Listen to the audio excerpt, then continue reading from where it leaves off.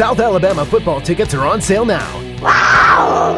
Do you have your season tickets? Well, I think there's probably good and bad in it. I think that after 8 straight weeks, our team probably needs a little break physically and emotionally, psychologically, in about every way. It gives us an opportunity to try to improve some of the deficiencies that we have on our team and focus on fundamental execution, which is usually the issue with your team as the season goes on. But at the same time, sometimes you like the continuity of playing each week and, sort of getting in a routine, and especially when you're playing well. So I think there's good and bad in it, but we certainly want to take the positive things and try to, make them to our advantage. While it must be a headache to prepare for a team like LSU, a matchup like this, 1 versus 2, is really what makes college football great. Well, it is, and it's always great to play.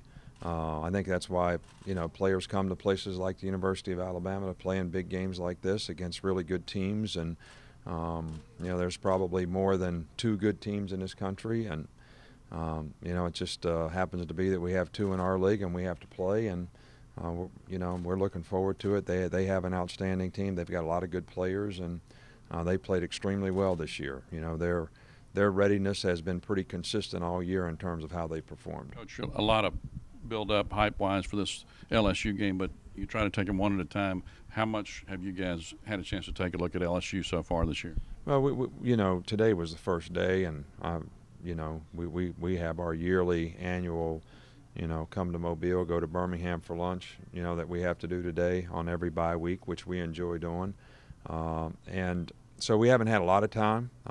We really focus on whoever we're playing that week. That's technically who we have to get ready for, and we have not spent time doing that. We have a little extra time this week, but I also am one not to believe in preparing too long for the same team. So we're going to take some of the other things in the next couple days that we're going to see for the rest of the season and try to get a little work on those things before we start on LSU later in the week. How much did A.J. McCarron, how much did he grow up and get better in the second half Saturday?